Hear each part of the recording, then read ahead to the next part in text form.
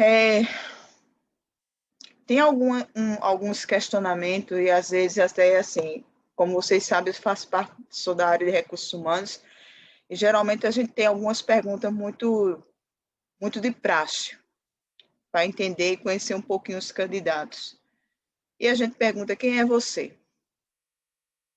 Fale um pouco sobre você. E eu comecei essa reflexão, essa palavra, pensando assim, quem sou eu? Qual é a minha identidade? E esse é o tema do nosso momento hoje, na nossa reflexão. Qual é a minha identidade? Historicamente, o termo identidade, ele se confunde com personalidade e como caráter. E o termo é muito interessante e é muito discutido. E eu vou trazer falando um pouquinho que o caráter é formado por traços morais de um indivíduo. A personalidade já é um conjunto de características psicológicas que é dita como uma pessoa pensa, age e sente. Já a identidade humana, ela é um traço característico de cada ser que permite distinguir um indivíduo do outro, um grupo do outro, ou até civilizações de uma da outra. A identidade, ela é um conjunto, ela tem as contribuições, seja elas genéticas, sociológicas, fisiológicas e teológicas, e elas estão entrelaçadas e compõem o contexto da formação da identidade. Então, entendemos que identidade se refere à totalidade de uma pessoa, integra esses componentes biológicos, que vêm justamente das características, dos componentes psicológicos, que vêm também da personalidade, dos traços de personalidade, que vêm dos contextos sociais, também do que a gente vive. A identidade, entretanto, ela não é estática, não significa que você nasceu com a identidade e você vai ficar com aquela identidade. Ela evolui de acordo com o tempo e ela sofre modificações do ser humano, desde o seu nascimento e as fases que esse ser humano vive, adolescência, adulto, até chegar à maturidade. No aperfeiçoamento da nossa vida, com o nosso crescimento e com o nosso desenvolvimento da nossa identidade, algum de nós, em nossas histórias, em nossa trajetória, pode identificar qual é a principal ou as principais causas, às vezes, de falta de identidade quando se trata de maturidade cristã. E também emocional. E quando a gente identifica essas características, quando a gente identifica essas causas, seja ela de ordem espiritual, seja ela de ordem emocional, a gente consegue compreender, claro, isso na nossa fase adulta, muitos dos nossos fracassos. É uma das questões mais relevantes da vida e gira em torno exatamente de termos essa compreensão da nossa identidade de cada um de nós. Como ela se forma, como ela é fortalecida, como eu já disse, ela não é estática. Quem já não refletiu ou viveu alguma situação que surgiu as seguintes perguntas, como eu comecei: quem sou eu? Qual é o meu dom? Qual é o meu talento? Qual é a minha habilidade? Qual é o meu propósito de vida? Como é que eu vou unir essas coisas, essas questões, em vista dessa identificação e cumprimento do meu propósito de vida? Vocês concordam que se cada um de nós tivermos essas questões, tivermos essas respostas esclarecidas, iremos avançar muito, muito em nossas vidas? Vocês concordam que quando a gente tem resolvida ou respondida essas questões, temos uma tríade que permite que a nossa identidade ela seja forte, que é a tríade emocional, a da autoestima e do propósito? Em Salmo 139, do 14 a 17, eu vou ler para vocês. O Senhor fala: eu te louvo porque me fizeste de modo especial e admirável. Tuas obras são maravilhosas, disso tenho plena certeza. Meus ossos não estavam escondidos de ti, quando em secreto fui formado, entretecido como nas profundezas da terra. Os teus olhos viram o meu embrião. Todos os dias determinados para mim foram escritos no teu livro antes de qualquer deles existir. Como são preciosos para mim os teus pensamentos, ó Deus, como é grande a soma deles. Esse salmo traz uma fundamentação muito importante para essa palavra e para a nossa reflexão no dia de hoje. Fomos criados por Deus, ninguém tem que ter dúvidas a respeito disso. E fomos criados por Deus para cumprir um propósito. E Jesus é o nosso exemplo em relação a isso. Por que ele é nosso exemplo? Porque a sua identidade estava sustentada em seu relacionamento com Deus. Se somos criados por Deus para cumprir um propósito, já se estabelece aí um relacionamento. E se nós temos um modelo que é Cristo, como fala lá em Filipenses, capítulo 2, de 5 a 11, que seja a atitude de vocês a mesma de Jesus Cristo, que embora sendo Deus, não considerou o que ser igual a Deus era algo que devia apegar-se, mas esvaziou-se a si mesmo, vindo a ser servo, tornando-se semelhante aos homens, e sendo encontrado em forma humana, humilhou-se a si mesmo e foi obediente até a morte e morte de cruz.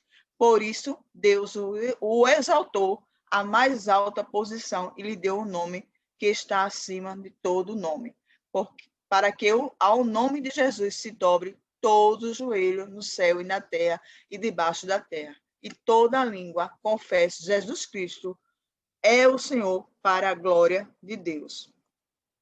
E é interessante nesse processo, constantemente somos bombardeados com verdades a nosso respeito, baseado em outros padrões, baseado em outros pensamentos, baseado em outros relacionamentos, baseado em algumas situações fundamentadas pela questão da contemporaneidade, pela questão atual, né?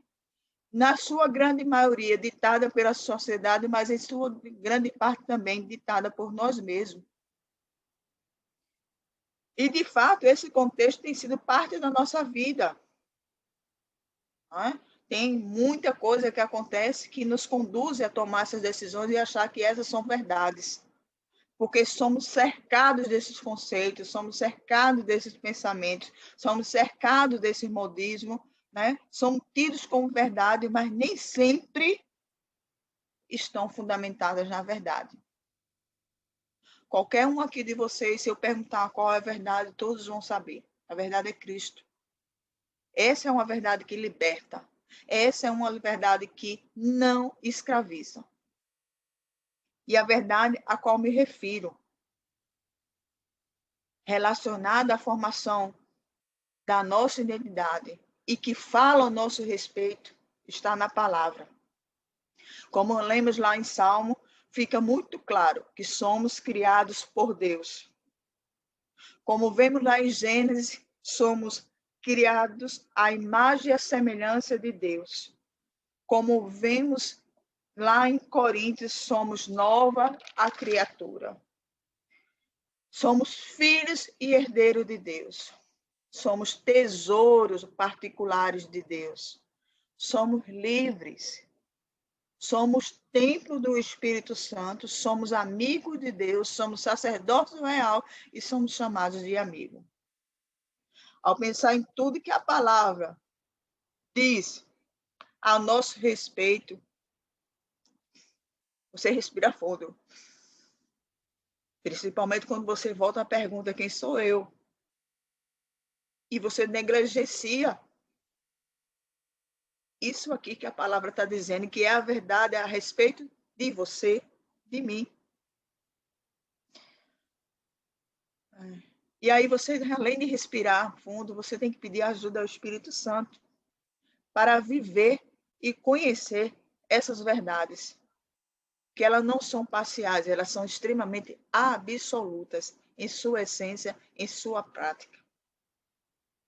Elas são libertadoras e ela ajuda a compreender quem somos em Cristo e qual deve ser a nossa identidade. Lembra logo no começo, quando eu falei que a gente está na fase de madurez, quando a gente chega a um momento de madurez na formação da nossa identidade, a gente começa a promover a autoanálise e entende algumas situações que acontecem na ordem espiritual e na ordem emocional, que é algumas circunstâncias, algumas vivências que não foram favoráveis e muitas vezes são fracassos em nossa vida, é exatamente porque a gente não conhece essa verdade, não toma posse dessa verdade e não tem essa identidade de Cristo, não nos reconhecemos dessa forma.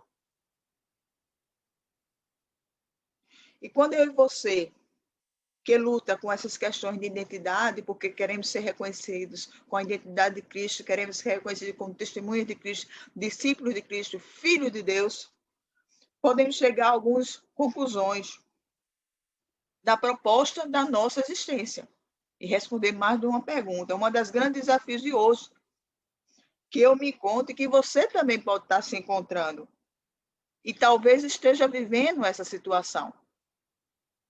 Algum filme pode estar passando na sua cabeça dizendo o que eu fiz na minha vida, qual é o propósito, quem sou eu, que identidade eu tenho. E como é que eu posso viver ou cumprir o meu propósito se essa identidade está fragmentada ou ela não está totalmente consolidada.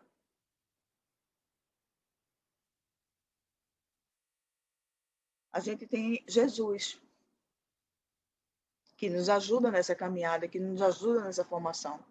Lá em João, capítulo 17, de 20 a 4, ele diz exatamente assim: e não rogo somente por estes, mas também por aqueles que, pela tua palavra, onde crê em mim, somos nós, para que todos sejam um, como tu, ó Pai, ou és em mim, e eu em ti, que também eles sejam em nós, para que o mundo creia que tu me enviaste. Eu deles a glória que a mim me deste, para que sejam um, como nós somos um. Eu neles e tu em mim, para que eles sejam perfeitos em unidade, e para que o mundo conheça que tu me enviaste a mim, e o que tens amado a eles, como que tens amado a mim. Pai, aqueles que me deste, quero que, onde eu estiver, também eles estejam comigo, para que vejam a minha glória que me deste, porque tu me amaste antes da fundação do mundo. Isso é lindo. Isso é uma oração de Jesus por nós. E uma compreensão que dentro desse processo de construção dessa identidade, Jesus está o tempo todo intercedendo por nós.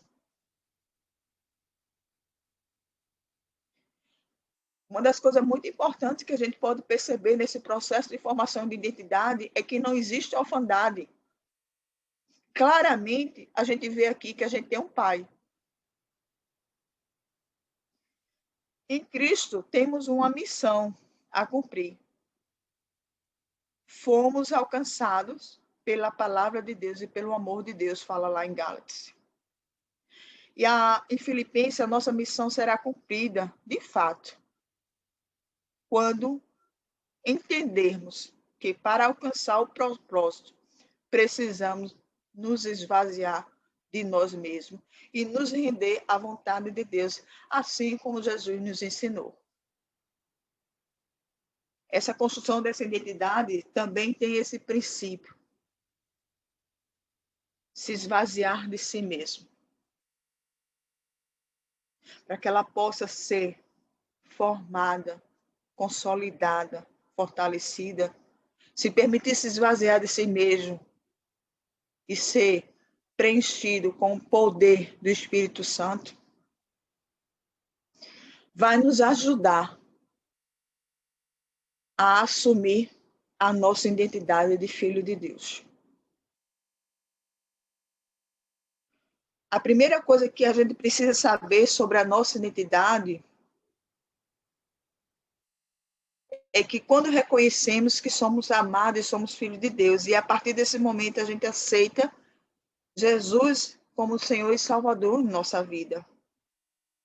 E a gente passa de ser uma criatura. E aí a gente passa a entender nesse processo dessa formação da identidade que Jesus entregou e ele entrega a sua vida diariamente para mim, para você. E o que acontece com isso? Qual a consequência disso? A consequência disso é que Jesus nos dá acesso ao Pai. Lembrando, você passa de categoria, você deixa de ser órfão, você deixa de ser servo, você deixa de ser escravo, você passa a ser filho de Deus. Mas vale ressaltar que aqui, ser filho de Deus não é ser um filho qualquer, não. É um filho amado, é um filho cuidado, é um filho protegido, é um filho desejado.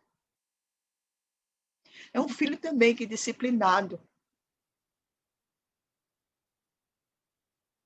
E a gente começa a entender a compreensão da mensagem da palavra de Deus, porque a gente é tão amado que Deus não poupou seu próprio filho, nem esforço nenhum para nos resgatar da escravidão do pecado. Parece redundante, mas eu vou sempre reforçar isso em qualquer palavra, porque isso me toca bastante. E eu acredito que cada um de vocês aqui não foi barato. Não foi barato, foi um alto preço que foi pago. E preço de cruz. Então, se você acha hoje, se você está nesse estado emocional, que você acredita que ninguém nunca realizou qualquer coisa para você, que ninguém nunca teve uma atitude de afeto, de amor, de carinho, que ninguém chegaria ao ponto de morrer por você, fique certo de uma coisa. Jesus já fez tudo isso. E continuamente ele continua declarando o seu amor por cada um de nós. Assumir nossa identidade em Cristo nos conduz a viver uma vida como filhos. Dirige-nos até a atitude de filho. Sabe o que acontece com o filho? O filho, ele sente liberdade, ele é livre. Ele sente desejo de estar com o pai. A gente escutou o louvor que fala justamente dessa saudade, desse jardim, dessa comunhão, desse andar. Muitos aqui que estão ouvindo essa palavra, meus irmãos, minha família e eu, às vezes teve situações de saudosismo, ou se não, recentemente teve uma experiência de ouvir de forma clara, sensível, doce, suave a voz de Deus. O carinho dele, o cuidado. Em tudo. Impressionante. Essa semana eu ia passar um e-mail, redigir um e-mail, tá. Quando eu cheguei assim, para terminar, eu ia clicar em enviar e não faça isso. Não envie. Não dê essa resposta. E eu senti aquele cuidado, e esse é o cuidado da liberdade de ser filho de Deus. E aí eu respirei e dei só um bom dia, respondi o e-mail. Quando eu redigi novamente, aí ele disse assim, agora pode enviar. E aí é uma experiência que pode ser relativamente boba, mas ela é significativa porque é a liberdade de reconhecer o Pai, de ser filhos. E quando andamos com o Senhor, quando temos essa identidade, Isso se torna a prática do nosso dia a dia. Aí um filho não peca. Sabe por quê? Porque ele não peca porque ele quer ser recompensado. Ah, eu não vou pecar porque Jesus vai me abençoar. A bênção do Senhor vai sobre a minha vida. Não. Ele não peca porque ele faz por amor ao Pai. Os órfãos, aqueles que não conhecem a Cristo ainda, ele quer ser reconhecido pelas outras pessoas. Ele quer ser valorizado por outras pessoas. Mas você, eu, que somos filhos de Deus, nós queremos conhecer cada dia mais o Pai. E para abraçar completamente nossa identidade, precisamos entender que essa caminhada, que essa formação, essa maturidade cristã, essa identidade em Cristo, ela nos dá privilégios, mas também nos dá responsabilidade. E é extraordinários. E tudo que é associado a essa identidade. Em João 1:12, diz assim: contudo, aos que receberam, aos que creram em seu nome, deu-lhes o direito, deu o direito de se tornarem filhos de Deus. Gente, quando a gente vai entender a parte desse versículo, a palavra de direito, como legitima, como parte da sua identidade. Inevitavelmente aqui Deus afirma: você é filho de Deus. Nosso Pai sabe o que é melhor para nós e nos orienta para isso. Lá em João 15:5 diz: eu sou a videira, vocês são ramos. Se alguém permanecer em mim e eu nele, esse dá muito fruto, pois sem mim vocês não podem fazer coisa alguma. Nós temos uma identidade que recebe tudo de Cristo, porque Ele é a videira. Você recebe dele tudo o que você precisa. Eu sou a videira, vocês são ramos. Quem permanece em mim e eu nele, vai dar o quê? Frutos. E essa consciência faz com que a gente entenda que sem Cristo nada a gente pode fazer. Não tem aquele ditado que diz nadar, nadar e morrer na praia? É isso aí. Sem Cristo. Sem estar ligado à videira. A base para uma boa autoestima é exatamente sabermos quem somos em Cristo. É estarmos anexados nessa árvore, nessa videira. É deixar e nos permitir ser nutrido por algo maior que nós mesmos. Entender isso é algo grandioso. Os frutos gerados aí são os frutos do Espírito Santo. Vejam que lindo.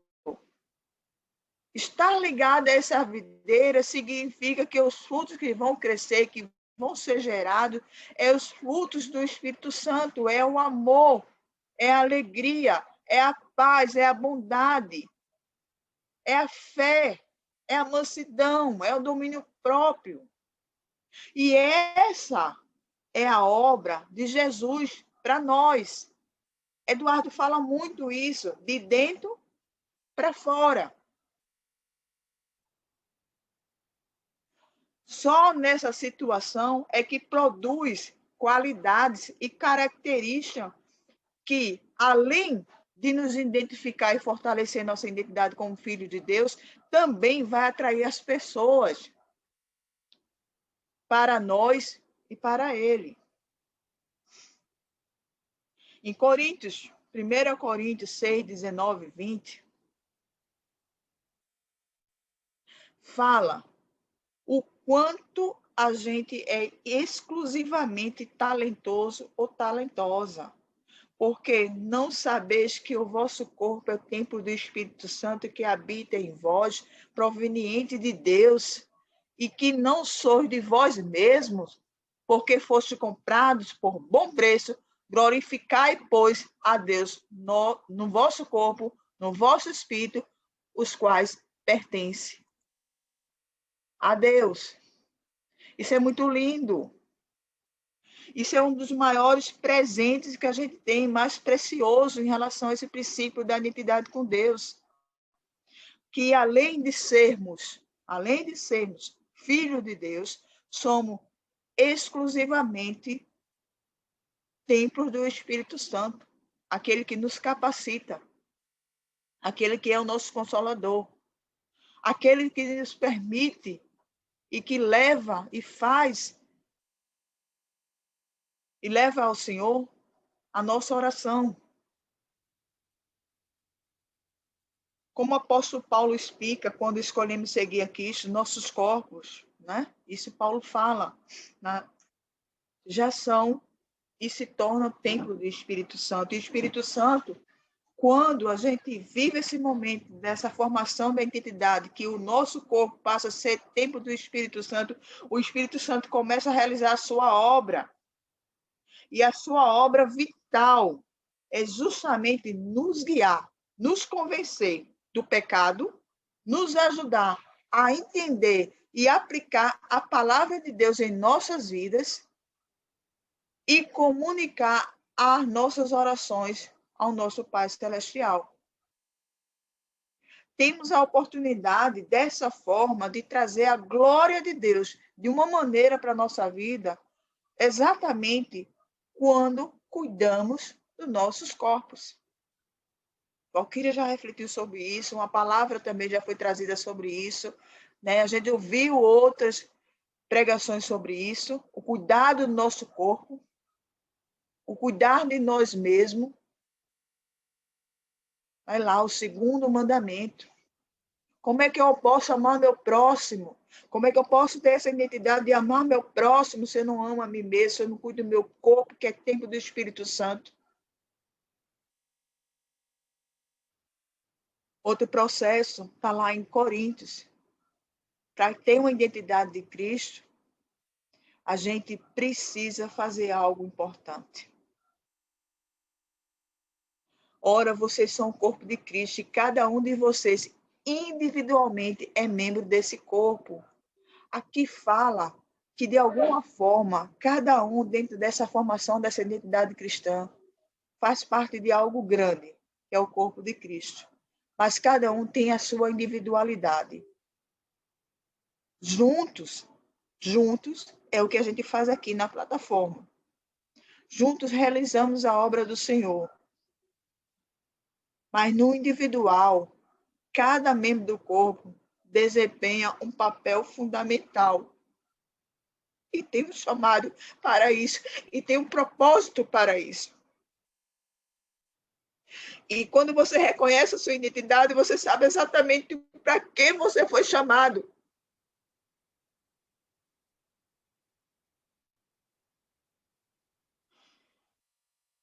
E se uma parte do corpo,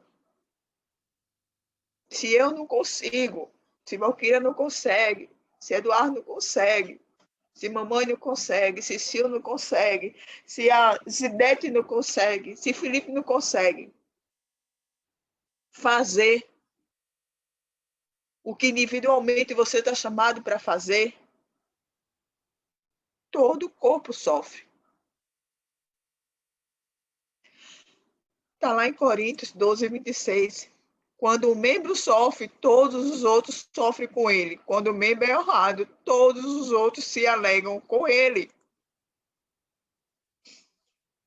Nossa identidade em Cristo nos dá um incentivo extra para concluir o trabalho que ele nos deu, usando os talentos e as habilidades que ele nos deu.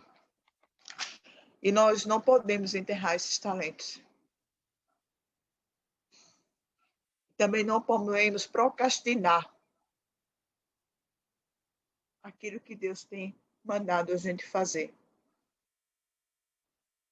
Porque você é uma nova criatura. Tem lá, 2 Coríntios, assim que alguém está em Cristo, nova criatura é. E as coisas velhas já passaram. Eis que tudo se fez novo. Então, se você tem toda uma história de formação da sua identidade, onde tem uma fragmentação de ordem emocional, alguma dificuldade, significa que você tem agora a chance de haver uma recuperação para um fortalecimento dessa identidade. Não significa que esse fragmento ele vai se juntar e vai deixar de existir. Ali vai ter uma cicatriz, ali vai ter um aprendizado, mas você vai sair dali muito mais forte e aquilo vai se tornar um testemunho de uma nova pessoa. Isso significa que não estamos mais ligados nos erros do nosso passado. Eis que tudo se fez novo. A gente não precisa carregar a culpa e ficar remoendo isso com as ofensas, com a vergonha do passado. Não há escravidão, fala lá em Hebreus 8:12. Nossa vida é dele. Nossa vida é dele. Não para melhor, para pior, mas para melhor e melhor sempre. Ter a identidade de Cristo, reconhecer essa filiação, reconhecer essa paternidade, não significa que a gente vai ter uma condição de hoje eu estou bem, hoje eu estou ruim. Não. A sua formação de identidade de Cristo vai permitir que cada vez mais, com o relacionamento de filho, você se torne melhor e você vai para o melhor. Não temos a liberdade, nós hoje não temos a liberdade. E não é permitido requerer ou tomar as rédeas do velho homem. Somos novas criaturas. E não podemos tomar as rédeas desse velho homem para justificar pecado quando nos convém, porque eu já falei. Quando a gente reconhece que é filho de Deus, a gente deixa de pecar porque a gente ama o Pai. E a gente se torna representante de Jesus Cristo. Porque humildemente apontamos para Cristo como aquele que possibilita essas qualidades. Cristo é que possibilita aquelas características e essas características em nossas vidas, na formação da identidade. E isso faz com que a gente pode ajudar algumas pessoas a fortalecer sua própria identidade nele também. A apreciação desse tema, para mim, foi extremamente impactante. E eu acredito que em muitas vidas, e é um convite, eu faço um convite, que ela seja reflexiva na vida de cada um. Que em nosso lugar secreto, quando começarmos a questionar quem eu sou, quem é minha identidade em Cristo, o que é que está faltando para que eu possa viver isso de forma extraordinária, o que é que está faltando para eu poder tomar posse exatamente dessa palavra, de me reconhecer como filho, como livre. Que a gente possa ter um tempo maior de oração, que a gente possa ter um tempo maior de jejum, de consagração, em busca daqueles que têm essa identidade ainda como criança, que ela possa evoluir, que ela possa crescer. Que aqueles que têm com essa identidade, que estão ainda em crise, que possa sair dessa crise e ela possa ser fortalecida e restaurada em sua totalidade. E aqueles que precisam melhorar, que possa buscar cada vez mais esse melhor, que é derramado do trono de Deus.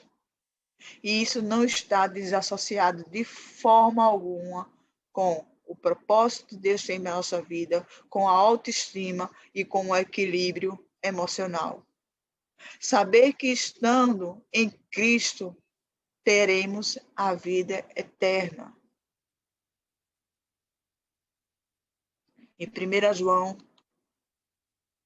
fala, e o testemunho é este, que Deus nos deu a vida eterna e esta vida está em seu Filho. E quem tem um filho tem a vida, e quem não tem um filho de Deus não tem a vida. Ter a identidade, ter reconhecida como filho de Deus é exatamente isso. É você saber que estando em Cristo você tem a vida eterna e este testemunho. Deus nos deu a vida eterna, é maravilhoso. Isso é libertador. E essa vida está em Cristo, e quem tem um filho tem essa vida. Que o Senhor possa abençoar a vida de vocês, que essa palavra possa também trazer um sentido, uma esperança,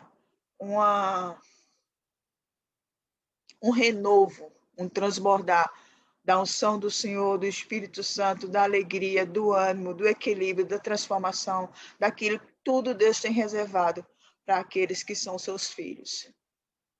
Eu agradeço a Deus e muito, e que essa palavra realmente possa se transformar a minha vida, a sua vida e a vida daqueles que puderem ter a oportunidade de assistir. Eu agradeço em nome de Jesus. Pode botar o louvor, mano.